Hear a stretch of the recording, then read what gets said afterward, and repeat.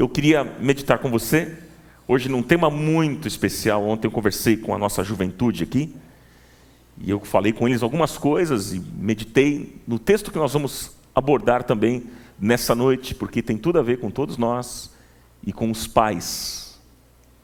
E nós vamos conversar com vocês. Por favor, você tem a sua Bíblia aí? Quantas Bíblias nós temos aqui? Deixa eu ver. Olha que bênção. Então, abra a sua Bíblia, por favor. Abra a sua Bíblia no livro de 2 Crônicas, no capítulo 28. Hoje o tema é: toda escolha tem consequências. Toda escolha tem consequências. Abra comigo 2 Crônicas, capítulo 28. Vai lá no Velho Testamento. Abra comigo, por favor, esse texto. E 2 Crônicas, no capítulo 28, versículo 1. Diz assim: Acás tinha 20 anos de idade quando começou a reinar, e reinou 16 anos em Jerusalém.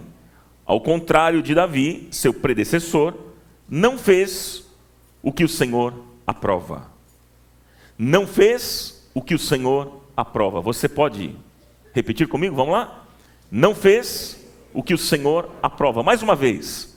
Não fez o que o Senhor aprova. Até aqui, por enquanto. Que o Espírito Santo de Deus nos abençoe nessa noite. Em nome de Jesus. Amigos, irmãos, nós vivemos numa sociedade doente, enferma.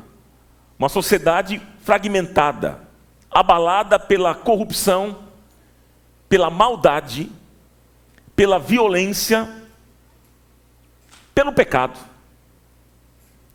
E a consequência dessa crise são vidas completamente arruinadas, arrebentadas, destruídas, quebradas, vidas fracassadas. E meus irmãos, há muita gente desistindo de lutar e deixando a vida seguir sem rumo. Essa é a realidade do mundo que nós vivemos. Deixa a vida me levar, vida leva eu. Você conhece essa frase ou não? Então, tem muita gente assim. Deixa a vida me levar, a vida leva eu. Assim, deixando a vida seguir sem rumo. E aí a pergunta que eu faço é: por que nessa corrida da vida alguns têm sucesso e outros não? Por quê? Gente, talvez a razão principal para isso tenha a ver com as escolhas que nós fazemos diariamente. Veja, nós fazemos as nossas escolhas e as nossas escolhas nos fazem. Guarde isso no seu coração. A vida é feita de escolhas. Desde o momento que você se levanta pela manhã até quando você coloca sua cabeça no travesseiro à noite, você terá feito centenas de escolhas. Algumas escolhas que a gente faz durante o dia são simples, né? E não tem escolhas que não têm maiores implicações, mas outras escolhas que fazemos são importantes e decisivas. Sim ou não, irmãos?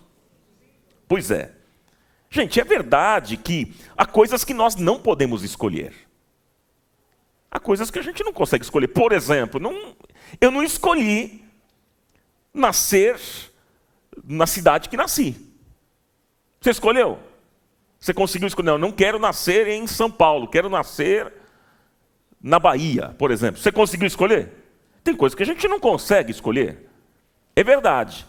Mas em grande parte, nós somos sim donos das nossas escolhas. Por exemplo, eu não posso escolher deixar de tomar líquidos. Eu não posso dizer assim, ó, a partir de hoje eu não tomo mais nada. Isso não tem como. Agora, é claro que eu posso decidir não beber mais refrigerantes. Alguém disse amém. Eu não posso escolher ficar jovem para sempre. Não, eu não vou envelhecer. Não vou... Meu cabelo não vai cair mais. Eu não vou envelhecer, não vou ter rugas, não tem como a gente escolher isso. Não tem como eu escolher ficar jovem para sempre, mas, gente, eu posso decidir como eu vou envelhecer. Isso eu posso decidir. O que é que eu vou fazer com o restante da minha vida? Isso posso. Enfim, gente, nós temos muitas escolhas e nós precisamos aprender a tomar decisões. E a minha oração, queridos irmãos, é que o Senhor nos abençoe, nos fortaleça, nos dê graça e nos capacite a tomarmos decisões sábias. Que seja assim na sua vida em nome de Jesus. Em nome do Senhor Jesus. Agora, tem gente que culpa o diabo pelas consequências ruins dos erros que cometeu. O camarada faz besteira na vida e o culpado é o diabo. Eu não sou advogado do diabo não, viu, irmãos? É isso não. Mas tem muita gente culpando o diabo das péssimas escolhas que fez. E nós precisamos, irmãos, assumir a nossa responsabilidade. Porque temos sim responsabilidade nas nossas escolhas. Lembre-se do seguinte, nós fazemos as nossas escolhas e as nossas escolhas nos fazem. Como eu disse, guarde isso no seu coração. Agora, o texto que a gente leu aqui é muito interessante. Por quê? Porque esse texto fala de dois reis. É o pai e o filho. O pai, primeiro, depois ele morre, quem assume o seu lugar é o filho. Esse primeiro rei, chamado Acás, e o filho Ezequias. Vamos dizer esses dois nomes? O primeiro rei, como é que chama? Acás, era o pai.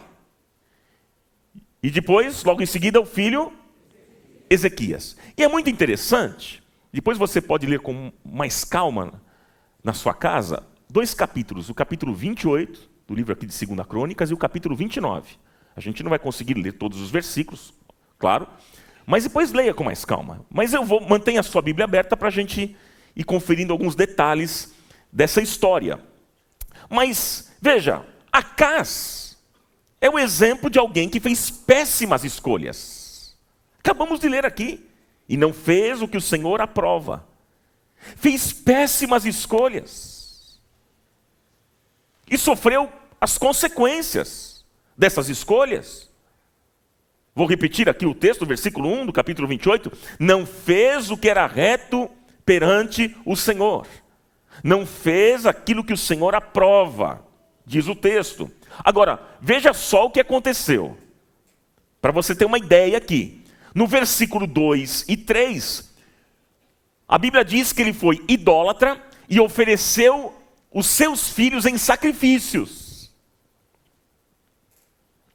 Depois, versículo 23 diz que ele buscou auxílio de outros deuses no tempo da angústia. Ou seja, quando eles viveram uma crise, em vez de buscarem a Deus, buscaram outros deuses. Versículo 24 diz que ele fechou as portas do templo, fechou as portas da casa do Senhor. Depois no capítulo 29, versículos 6 e 7, o texto diz que ele apagou as lâmpadas, não queimou incenso e não ofereceu holocausto. Olha só que interessante essa figura aqui para vocês entenderem. Veja, ele apagou as lâmpadas, não queimou incenso e não ofereceu holocausto. O que é que significa isso, gente? É que ele abandonou a palavra, a oração e a adoração. Essas três coisas. Porque veja, ele apagou as lâmpadas. O que é que a Bíblia diz? Lâmpada para os meus pés é a tua palavra. Ele abandonou a palavra. Ele não queimou incenso. A Bíblia diz que as nossas orações elas sobem como incenso na presença de Deus. Abandonou a oração. E ele também não ofereceu holocausto. Holocausto é um lugar de adoração, de sacrifício, de adoração. Veja, abandonou três coisas importantíssimas, três pilares importantes da vida cristã. Quais são esses pilares importantes, meus irmãos? É a palavra, a oração e a adoração. Você pode repetir essas três palavras? Mais uma vez, bem forte. Vamos lá. Palavra, oração e adoração. Isso não pode faltar na vida do crente. Palavra, oração e adoração. O dia que a gente abandonar estas coisas, estamos lascados. Pois é. Qual foi o resultado então? Versículo 19, depois o versículo 26. O resultado das escolhas de Acaz foi a humilhação de toda a nação e uma morte sem honra.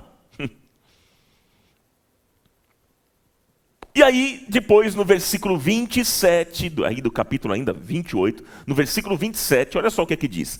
Acaz descansou com os seus antepassados e foi sepultado na cidade de Jerusalém, mas não nos túmulos dos reis de Israel. E agora, seu filho Ezequias foi o seu sucessor.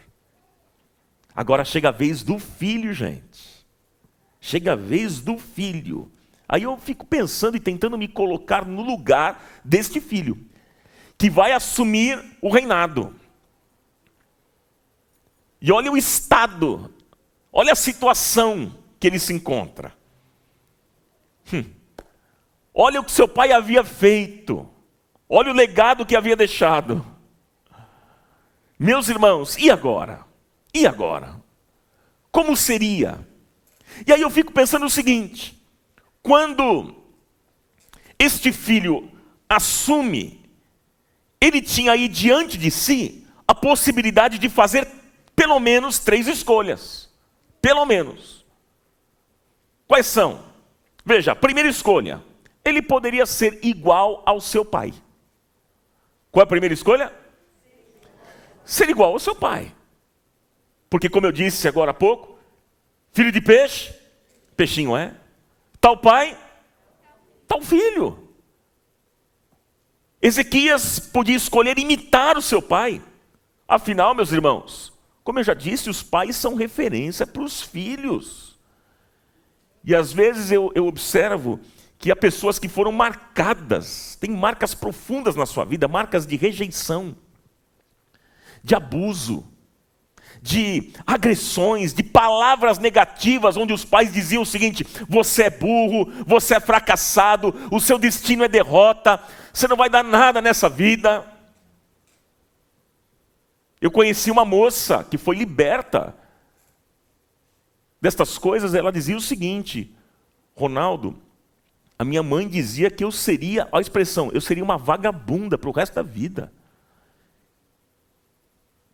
Pessoas marcadas com frases negativas.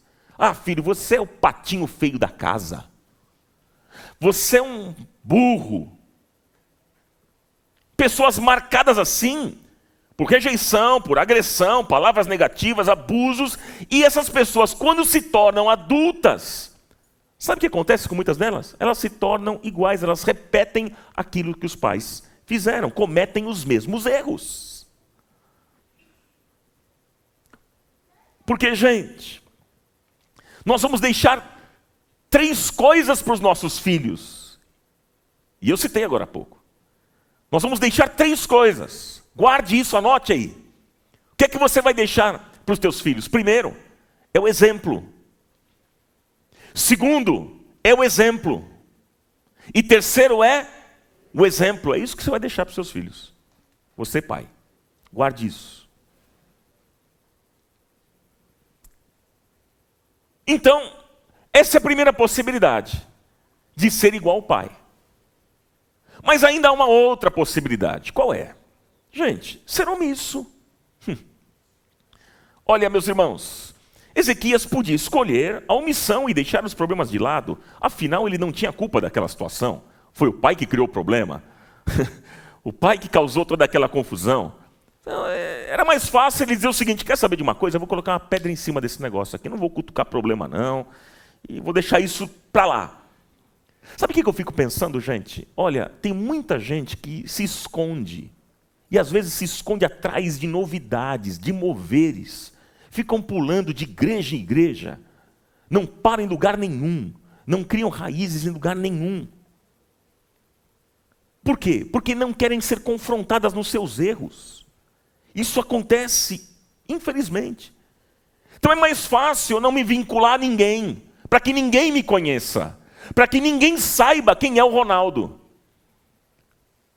Porque quando você começa a andar junto com alguém, você vai conhecer quem é essa pessoa, sim ou não?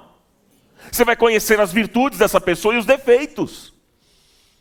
Mas tem gente que não quer, então é melhor. Esse negócio, as pessoas vão descobrir quem eu sou, vão ver os meus problemas, as minhas dificuldades, as minhas falhas. Então é melhor eu ir para cima e para baixo e ficar indo de igreja em igreja, porque eu não quero ser confrontado nos meus erros. Porque esse negócio de tratar de problema dá muito trabalho. E eu estou longe disso, eu não quero. E aí, gente, não criam raiz em lugar nenhum. Deixa eu dizer uma coisa para você. Você tem convicção de que Deus colocou você nesta casa? Quantos aqui têm convicção, podem dizer assim, olha, Ronaldo, eu tenho convicção de que aqui é meu lugar. Deixa eu ver, levante as mãos. Você tem convicção disso? Então deixa eu dizer uma coisa para você. Se você tem essa convicção, entenda que aqui é o lugar que você vai ser alimentado e vai ser abençoado. Você crê nisso ou não? Agora, entenda também que aqui é o lugar que você vai ser confrontado, discipulado, tratado. É aqui. Posso ouvir um glória a Deus para me animar mais aqui na pregação? Ah, que bom. Fala Jeová, como disse meu amigo Edson. É isso, gente. É isso. Mas os problemas precisam ser tratados. Tem gente que não gosta de tocar em problema. Deixa isso para lá, vamos ser omissos. Ele poderia ser assim, esse jovem. Ele poderia, primeiro, fazer igual o pai. Ou então, agora, segundo, colocar uma pedra em cima. Não, esse negócio de problema dá muito trabalho para tratar. Vamos colocar uma pedra em cima. Mas há uma terceira possibilidade. Qual é a terceira possibilidade? Reconstruir a vida. Reconstruir a vida. E Ezequias escolheu ser diferente do seu pai. Ele escolheu agir e fazer aquilo que era certo. Fazer aquilo que agradava ao Senhor. E aí eu quero me aprofundar aqui nesse texto. Para a gente tirar algumas coisas, alguns princípios, algumas verdades importantes para a nossa caminhada de fé. Para que a gente tenha vitória na nossa vida. Quantos querem ter vitórias aqui? Deixa eu ver. Você deseja isso? Então, como é que a gente reconstrói a vida e alcança a vitória? Como? Aí agora a gente vai para 2 Crônicas no capítulo 29. Capítulo 29. Olha o que é que diz o texto. Veja lá comigo o versículo 1 e o versículo 2. Ezequias tinha 25 anos de idade quando começou a reinar e reinou 29 anos em Jerusalém. O nome de sua mãe era Abia, filha de Zacarias. E agora o versículo 2, o que é que diz, amigos? Ele fez, vamos lá, ele fez o que o Senhor aprova. Até aqui. Ele fez o que o Senhor aprova. Gente, como reconstruir a vida e alcançar vitória? Aqui eu quero pontuar essa mensagem para ser mais didático, para que você entenda algumas verdades e princípios importantes, lições práticas para a sua vida e para o seu dia a dia. Amém, gente? Vamos lá. Primeiro, o que o texto mostra? Agora é o capítulo 29 que a gente vai focar. Olha só, gente. Primeira verdade. Siga os bons exemplos. Vamos repetir junto? Siga os bons exemplos. O que diz o versículo 2? Fez ele segundo tudo quanto fizera Davi.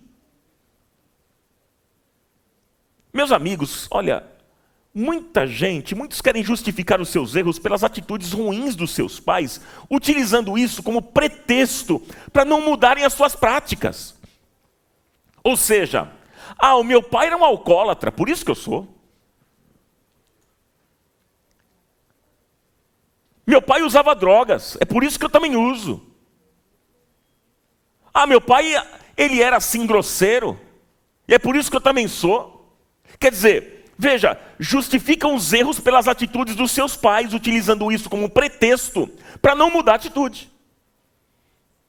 E eu acho interessante esse texto, é maravilhoso, porque aqui, para mim, é essa quebra da maldição hereditária, que todo mundo fala. É maldição na vida do fulano. Gente, a Bíblia diz que aquele que está em Cristo, nova criatura é. As coisas velhas se passaram, eis que tudo se fez novo. Você teve uma experiência real com Cristo? Você já entregou a sua vida ao Senhor? Já entregou o seu coração? Você pertence a Deus? Então, meu irmão, minha irmã, a Bíblia diz que na cruz do Calvário, quando Jesus foi levantado na cruz, ele morreu por mim e por você, toda a maldição foi quebrada na cruz. Então, malditos nunca mais. Se você está em Cristo agora, as coisas velhas da sua vida ficaram lá para trás e tudo se faz novo. Você pode viver uma nova vida, em novidade de vida, e é isso que o Senhor tem para mim e para você, louvado seja o nome dEle. Amém, queridos?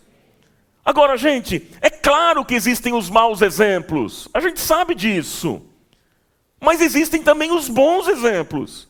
E para quem que a gente vai olhar?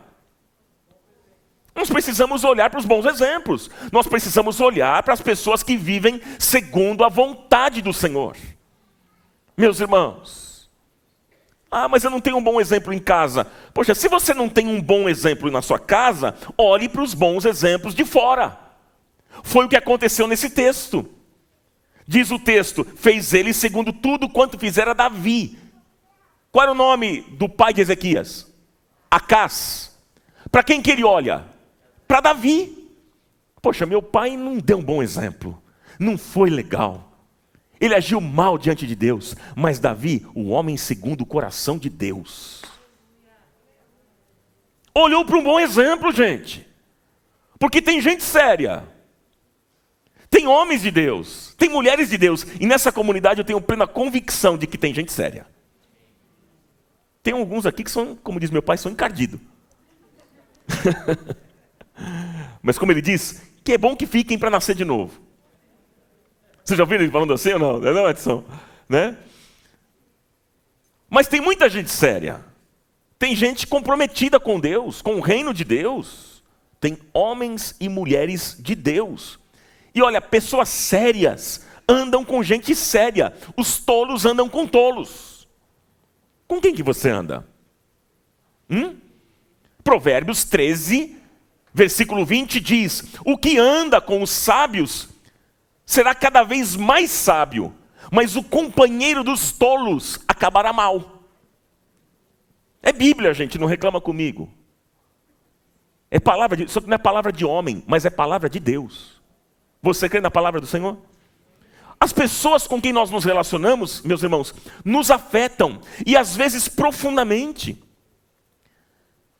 Passe seu tempo com pessoas com quem deseja se parecer, porque você e os seus amigos parecerão uns com os outros. É natural, você começa a andar com um grupo de pessoas, você vai se tornar muito parecido com essas pessoas, no jeito de falar, no jeito de andar, até mesmo às vezes de se vestir. Não é assim? A gente pega os trejeitos. Agora, pense em 3 perguntas. Você vai responder essas 3 perguntas não para mim, para você mesmo. Combinado? Quais são essas 3 perguntas? Primeira pergunta, quem são os seus melhores amigos? Quem são? Segunda pergunta, que tipo de influência você tem recebido? Terceira pergunta, a quem você tem buscado conselhos? O que é que diz a Bíblia sobre essas 3 perguntas que eu faço aqui? Primeira pergunta, quem são os seus melhores amigos? O que é que diz as Escrituras? Anote, 2 Coríntios capítulo 6, versículo 14 ao 16. Olha o que é que diz. Não vos ponhais em julgo desigual com os incrédulos, porquanto que sociedade pode haver entre a justiça e a iniquidade? Ou que comunhão da luz com as trevas? Que harmonia entre Cristo e o maligno? Ou que união do crente com o incrédulo? Que ligação há entre o santuário de Deus e os ídolos? E Paulo continua dizendo, porque nós somos santuário do Deus vivo. Quem é que nós somos, irmãos? Santuário do Deus vivo. A outra pergunta que eu fiz, que tipo de influência você tem recebido? O que a Bíblia diz sobre isso? Anote aí, 1 Coríntios, capítulo 15, versículo 33, diz assim: não vos enganeis, as más conversações corrompem os bons costumes. Provérbios, capítulo 1, versículo 10 diz: filho meu, se os pecadores querem seduzir-te, não o consintas, não entre nessa. É Bíblia, gente. A terceira pergunta: a quem você tem buscado conselhos? O que é que a Bíblia diz, amigos queridos? Salmo, capítulo 1, versículo 1 diz: bem-aventurado o homem que não anda segundo o conselho dos ímpios, nem se detém no caminho dos pecadores, e nem se assenta na roda dos escarnecedores. Aí você pode dizer assim para mim, né? Poxa, Ronaldo, então quer dizer que você está propondo de eu ter apenas amigos crentes. É isso que você está falando? É tudo da igreja. Eu não posso me misturar com ninguém. Não, não é isso que eu estou falando. Não estou dizendo nada disso, gente. Não é isso. Eu e você fomos chamados para ser sal da terra e luz deste mundo. E esta luz precisa brilhar no meio das trevas. Amém? É verdade. E no que depender de nós vamos ter paz com todos, vamos nos relacionar bem com todas as pessoas. Ok, gente? Mas não é isso que eu estou dizendo. O que eu digo é o seguinte, que nós precisamos ser criteriosos. Precisamos ser o quê, irmãos? Criteriosos na escolha dos companheiros mais chegados. Amizades, namoro, sociedade. Precisamos ter critério, gente. Porque alguns relacionamentos, algumas sociedades, alguns namoros, amizades, podem ser verdadeiras armadilhas. E uma das áreas que mais o diabo nos ataca são os nossos relacionamentos. Às vezes, determinado relacionamento que você tem é um verdadeiro laço para a sua vida. Às vezes, o conselho que você tem buscado de gente que não ama a Deus, isso é uma armadilha para você, vai arrebentar com a sua vida. Então abre o teu olho, acorda, meu irmão. E aquele que tem ouvidos para ouvir nessa noite, ouça, porque o Espírito Santo de Deus se faz presente em nosso meio e Ele está falando com você. Amém, queridos? Então, bem-aventurados, felizes, aqueles que são cuidadosos ao escolher as pessoas com quem vão se relacionar intimamente. Os amigos mais íntimos, mais próximos. A gente precisa aprender a se relacionar com gente melhor do que nós. Porque de ruim já basta nós.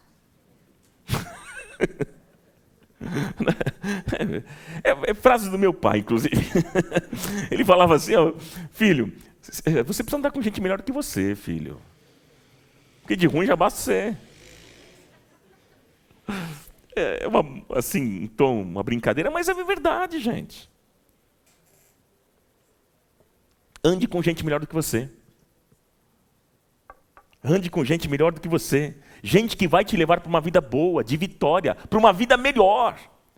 Ande com gente séria. Seja amigo dos amigos de Deus. E você vai ter uma vida abençoada e vitoriosa. Em nome de Jesus. Amém? Legal. Número 2, anote aí.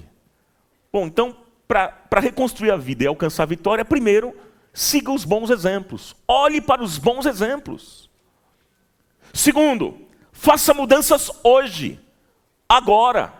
O que diz lá o versículo 3 do capítulo 29, meus irmãos? Olha o que diz. No primeiro ano, no primeiro mês, abriu as portas do templo e as reparou, diz o texto. No primeiro ano, no primeiro mês. Quer dizer, ele não ficou protelando, Ezequias aqui não ficou assim, arrumando desculpas, não ficou protelando essa mudança, não, deixa para depois. Não, o texto diz que foi no primeiro ano, quando ele assume a responsabilidade, logo no primeiro mês. Ele não deixou para depois. Sabe, gente, tem muitas pessoas que não querem tocar na ferida. Mas a verdade é que nós não podemos protelar, nós não podemos adiar, nós não podemos maquiar ou colocar uma pedra em cima dos problemas. Para sermos curados, renovados, restaurados, nós precisamos tratar os problemas de frente. E só assim nós teremos vitória, meus irmãos. Só assim. Não tente maquiar aquilo que é verdade. Não faça isso. Não fuja da sua realidade. Não tente tentar entrar num outro mundo. Numa espécie de uma Disneylândia espiritual, num mundo colorido, e imaginar que mentindo para você mesmo, as coisas vão melhorar. Porque isso é um engano, gente. Isso é um engano. Por que muitas pessoas não vencem na vida? Por quê? Sabe por quê? Porque elas têm medo de enfrentar a realidade. Elas têm medo de enfrentar o problema. Elas fogem da realidade. E aí eu digo a vocês que nós, nesse momento, precisamos de gente de Deus. Precisamos de gente de Deus ao nosso redor, que seja honesta conosco, que fale a verdade e que mostre a realidade. De gente que chega para você e fala assim: cara, você está entrando por um caminho mau, você vai se quebrar. Tome cuidado com essa sua atitude. Isso está te levando para uma desgraça na sua vida. A gente precisa de pessoas assim ao nosso redor, que nos alertem. Os problemas existem, os problemas precisam ser tratados, mesmo que seja duro, difícil, porque às vezes é sim. Há problemas que a gente tem que resolver, meus amigos queridos, que são complicadíssimos. É difícil tratar, mas eles precisam ser tratados. Faça hoje aquilo que precisa ser feito hoje. Veja essa história, que interessante. Você acha que para Ezequias não era complicado ele tratar toda aquela situação que estava acontecendo na nação? A consequência que aquela nação estava carregando, fruto do pecado do pai. Olha só, mas ele decidiu. Faça hoje o que precisa ser feito hoje. Sabe por quê, gente? Porque Deus gosta. Deus se agrada de pessoas corajosas e que tomam decisões. Varão valoroso, o Senhor é contigo. Varão esforçado, o Senhor é contigo. Enfrente o problema, não fuja, e Deus vai te conceder misericórdia e graça, meu irmão e minha irmã. Deus quer te restaurar, mas você precisa dar um passo. Dê um passo de fé. E eu tenho a plena convicção, queridos, que se você crer, você verá a glória de Deus se manifestar na situação que você está vivendo.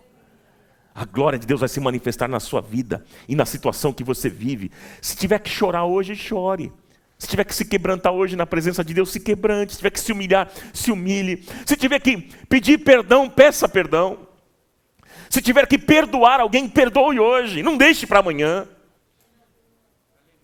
Faça isso hoje. Se tiver que buscar a Deus, não deixe para amanhã buscar a Deus. Busque hoje. Porque a Bíblia diz: chegai-vos a Deus, e Ele se achegará a vós. A Bíblia diz: buscai ao Senhor enquanto se pode achar, invocai-o enquanto está perto. É tempo de buscarmos a Deus. Foi no primeiro ano, no primeiro mês, Ele decidiu. Amém? Continuando aqui, como reconstruir a vida e alcançar vitória? Terceiro, abra o coração para Deus. O que é que diz o texto lá no versículo 3 ainda? Que no primeiro ano, no primeiro mês, abriu as portas da casa do Senhor e as reparou. Gente, abra as portas do seu coração para Deus. Abra o seu coração para Deus, porque você precisa entender que Deus não arromba a porta do seu coração. Ele bate e espera você abrir. É você que vai abrir. Deus não é um intolerante, grosseiro, que chega chutando tudo, pisando tudo. Não, Ele não age assim. Mas Ele age como diz Apocalipse 3:20. Eis que estou à porta e bato. Se alguém ouvir a minha voz e abrir a porta, entrarei em sua casa. Ele bate e espera. Se você abrir, Ele vai entrar. Amém? Louvado seja o nome do Senhor. Este Deus bom é um Deus de misericórdia, gente. A Bíblia diz que aquele que encobre as suas transgressões, Provérbios 28, 13, o que encobre as suas transgressões jamais prosperará, mas o que as confessa e abandona alcançará o favor e a bondade e misericórdia do Senhor. Louve a Deus nessa noite, porque o nosso Deus é um Deus de misericórdia. Você está aqui por causa da misericórdia do Senhor. Você está respirando ainda por causa da misericórdia do Senhor. Ele é um Deus misericordioso. E como disse Davi, é melhor cair nas mãos de Deus do que dos homens, porque com Deus há misericórdia. As misericórdias do Senhor, diz a palavra, elas se renovam a cada dia, a cada manhã, e grande é o seu amor, grande é a sua fidelidade. Por isso que nós podemos louvar ao Senhor. Ele é um Deus de misericórdia. Diga, o meu Deus é um Deus de misericórdia. Diga mais forte, o meu Deus é um Deus de misericórdia. Glória a Deus. Aleluia, quer aplaudir? Pode fazer isso.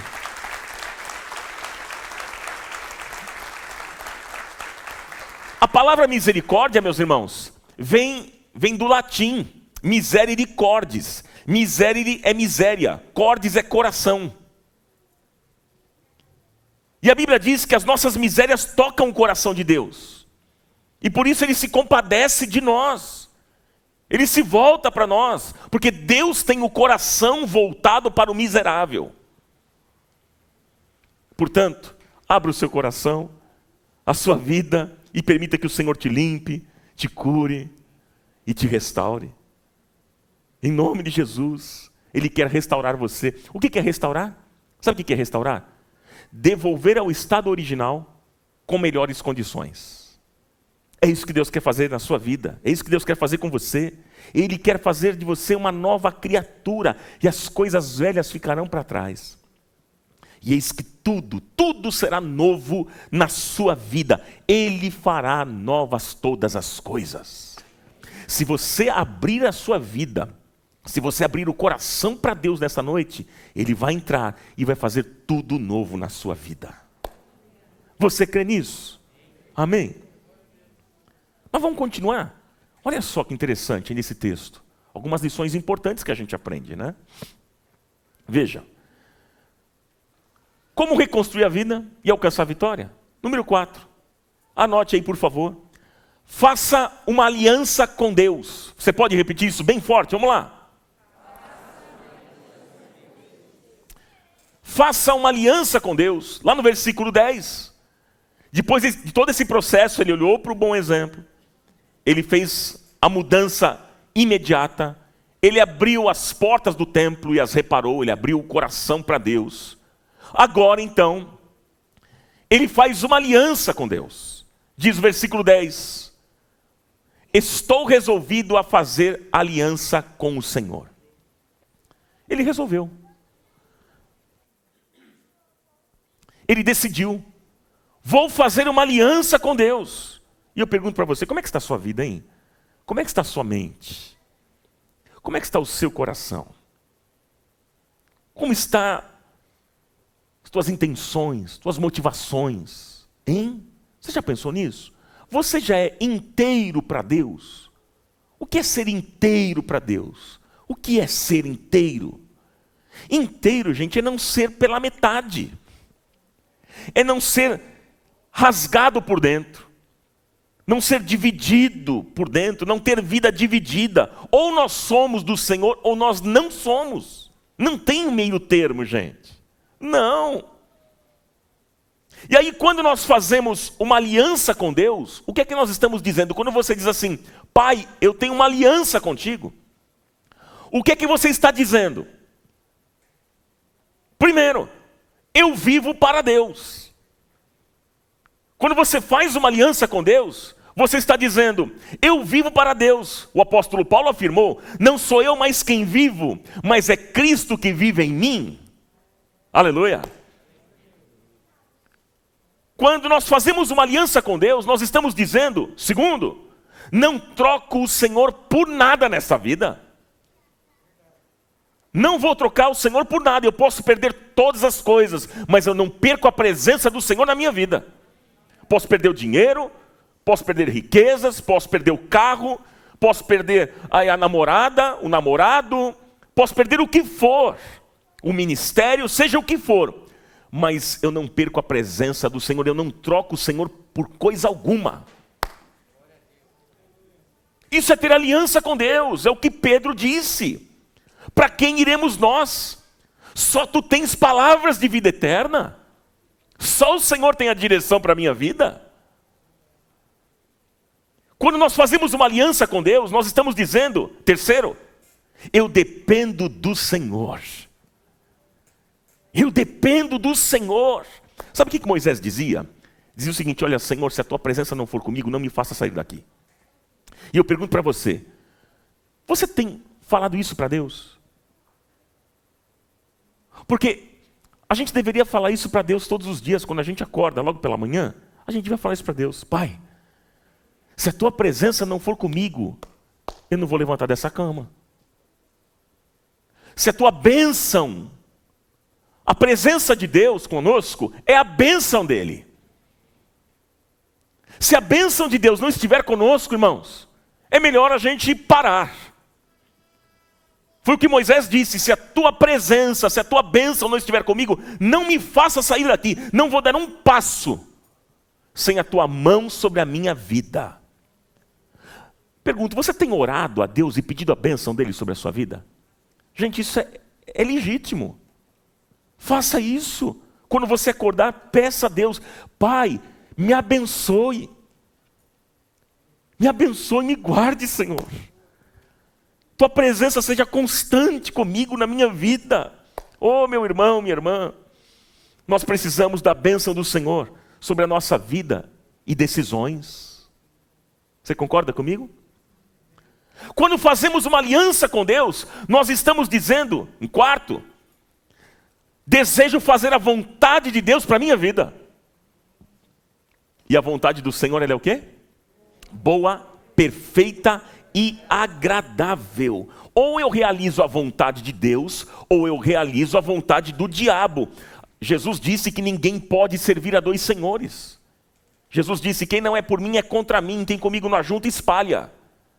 Ou você ama a Deus e serve a Deus, ou você ama o diabo e serve o diabo. Nós não podemos ser mornos, gente. Ficar em cima do muro. Nós precisamos tomar uma decisão, tomar uma posição e fazermos hoje uma aliança com o Senhor. Daqui a pouco a gente vai fazer isso. Nós vamos orar e fazer uma aliança com Deus, renovarmos a nossa aliança com o Senhor. Está disposto a isso ou não? Vamos fazer isso, gente. Foi aquilo que Josué fez. Josué diante do povo, lá em Josué capítulo 24, versículo 15, Josué diz o seguinte: se porém não agrada servir ao Senhor, escolham hoje a quem vocês irão servir. Vocês podem escolher, mas ele diz: mas saibam que eu e a minha casa já decidimos, vamos servir ao Senhor. Não dá para ficar em cima do muro. Não dá. Aquelas piadinhas antigas, né? O crente Raimundo. Um pé na igreja, um pé no mundo. Vocês lembram? Me veio aqui. Oh, Senhor. Não tem umas piadinhas assim? Sem graça. Mas é legal. De vez em quando é bacana. Se encaixa no contexto aqui, não é não? Olha lá, mas é verdade, pastor. É isso aí, irmã. Boa. Já viu muitos. Que o Senhor tenha misericórdia. Inclusive de nós, né, irmã? Para que a gente não seja assim. Você sabe, irmãos, eu fico pensando que nós não somos melhores do que ninguém. E por qualquer coisa, a gente pode ter uma crise de fé. Sabe aquilo que Asaf falou? No Salmo 73, é 72 ou 73, Fabião? 73, né? Que ele diz: meus pés quase tropeçaram, quase. Ele era um homem de Deus, reconhecido. E ele, como homem de Deus, disse isso. Uma pessoa importante no contexto daquela sociedade, lá em Israel, homem de Deus, um cargo importante naquela nação, ele disse isso. Imagina eu, pequenininho aqui, se um homem desse declarou, os meus pés quase escorregaram. Então, gente, a minha oração, Pai, tem misericórdia e derrama graça sobre a minha vida, para que eu possa te servir todos os dias com fidelidade e integridade, em nome de Jesus. Essa é a sua oração também? Como reconstruir a vida e alcançar vitória? Número 5, anote, por favor. Estamos caminhando para um final aqui, mas anote. Antes da gente concluir, tem algo importante. Seja um adorador. Seja um adorador.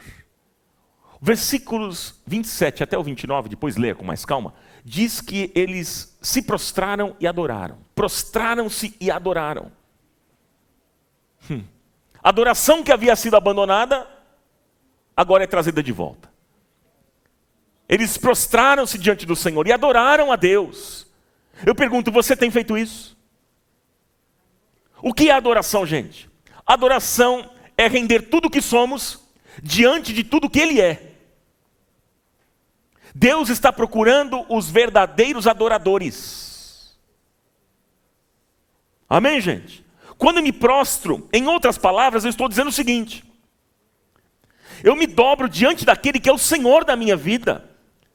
Porque, meus irmãos, nós só nos curvamos diante de alguém que nós reconhecemos que é uma autoridade sobre nós. E adoração é sacrifício e deve ser diária. O culto, adoração é contínuo. Culto, adoração, adoração, culto. É contínuo, gente. Porque culto é a vida. E a vida é o culto. Não separe essas coisas. É uma coisa só. Culto é a vida e a vida é o culto. Você pode dizer isso? E a vida é o culto. Sem culto na vida, não há vida no culto. Porque o culto prepara para a vida. E a vida prepara para o culto. Culto não é isso apenas que a gente faz. Isso aqui também faz parte, claro. Mas não é apenas 2 horinhas que a gente se reúne aos domingos, ou nas quartas, ou no MAG no sábado, para cantar, bater palma, entregar nossa oferta e ir embora para casa. Gente, culto é contínuo. O culto é a nossa vida. O culto é 24 horas, culto não termina.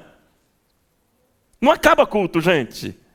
Culto é a sua vida, 24 horas. Por isso que eu tenho o costume de dizer o seguinte, tem muita gente que fala assim, o ministério de louvor e adoração agora vão se apresentar. Ministério de louvor e adoração. Eu não costumo usar esse termo, né? Eu gosto mais de ministério de música. Porque louvor e adoração, gente, não é ministério. Louvor e adoração é vida. É estilo de vida. O Pai está procurando os verdadeiros adoradores, meus irmãos. Então, queridos, nós devemos fazer do culto, adoração, adoração, culto, um estilo de vida, tornando a nossa vida um altar de louvor e adoração todos os dias. Aleluia! Nós devemos louvar a Deus, ter esse estilo de vida de louvor e adoração, ser agradecidos a Deus em todas as coisas, trocar as nossas palavras de fofoca, de injúria, de murmuração, de ingratidão, por palavras de gratidão. Palavras boas que edificam, de louvor, de adoração. E quando nós agradecemos, quando nós louvamos a Deus e descansamos no seu amor, então nós recebemos vitória. Aleluia, gente. Diz o texto lá de Provérbios, capítulo 3, versículo 6. Reconheça o Senhor em todos os teus caminhos, e Ele endireitará as tuas veredas. Glória a Deus. Em tudo dai graças, pois esta é a vontade de Deus em Cristo Jesus para convosco. Em todas as coisas nós devemos agradecer a Deus. 1 Tessalonicenses capítulo 5, versículo 18, é o texto. O Pai está procurando os verdadeiros adoradores, e o texto diz que eles prostraram-se e adoraram. Há um poder enorme quando nós louvamos e adoramos a Deus. Deus se manifesta quando há louvor e adoração. Agora eu quero partir para uma conclusão, para a gente orar aqui. Nós vamos orar, e o Espírito Santo vai ser derramado sobre nós de uma maneira muito especial. Quem é o responsável por reconstruir a nossa vida? Nós mesmos ou Deus? Gente,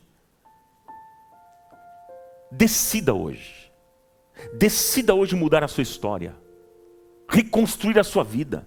Seja ousado, ousada, dê passos de fé e o Senhor vai te ajudar. É um trabalho em parceria. Deus vai fazer um milagre? Claro que Ele vai fazer, mas Ele não vai fazer o que você não quer. Se você não quiser, Ele não vai fazer. Porque lembra que eu disse? Que a Bíblia declara: eis que estou à porta aí, bato. Se alguém ouvir, abrir a porta, eu vou entrar. Se não, nada vai acontecer.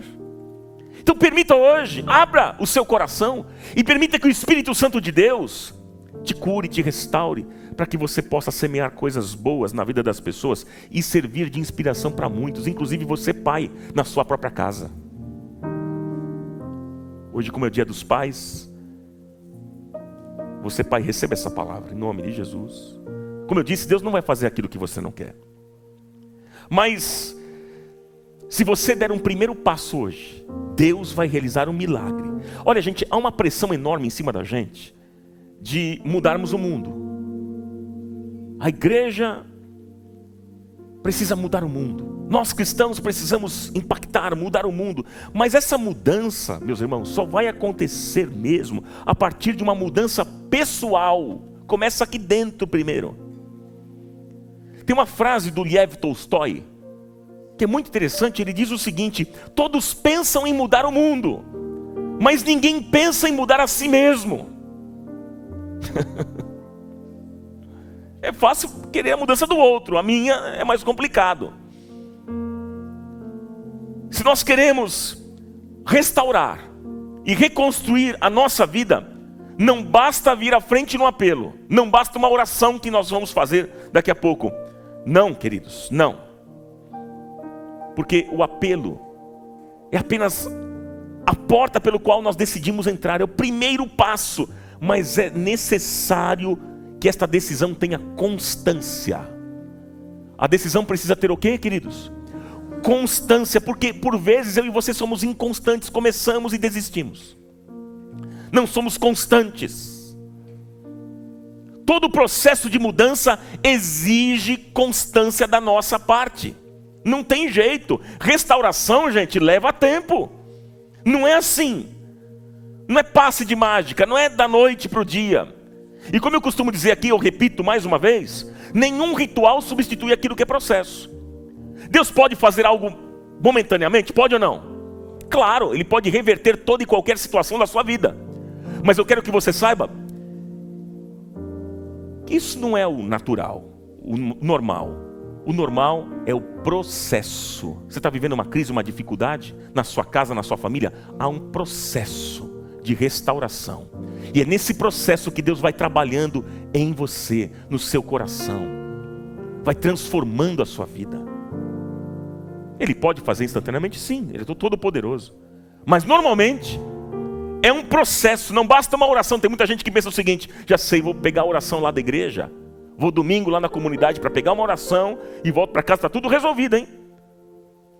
Resolvido o problema com a mulher, resolvido o problema com os filhos, no trabalho, está tudo resolvido. Não! Nenhum ritual substitui aquilo que é processo. Nós então precisamos ser o quê? Pacientes, constantes e perseverantes. Precisamos ser o quê, irmãos? Constantes e perseverantes. Porque do que adianta a pessoa começar a mudar e depois parar? Começa e depois não dá continuidade. Não tem sentido. Por isso que a Bíblia diz que o prêmio será daquele que perseverar até o fim. Até o fim. A questão não é só começar bem, gente, mas principalmente terminar bem. E eu concluo dizendo o seguinte: qual foi o fim dessa história? Qual foi o final? Veja, Acaz não fez aquilo que era reto aos olhos de Deus. Qual foi o fim? Veja, Acaz não se importou com a construção do seu caráter e espiritualidade. Isso trouxe prejuízo para ele e para sua nação. Agora, Ezequias cuidou da construção do seu caráter e espiritualidade. E aí, meus irmãos, isso trouxe benefícios para si mesmo e para sua geração. E a Bíblia diz que ele foi conhecido como um rei bom, reto, fiel e que fez aquilo que era reto aos olhos de Deus. Que seja assim na sua vida, em nome de Jesus. Que assim você seja conhecido. Amém. Amém. Você pode aplaudir a palavra do Senhor?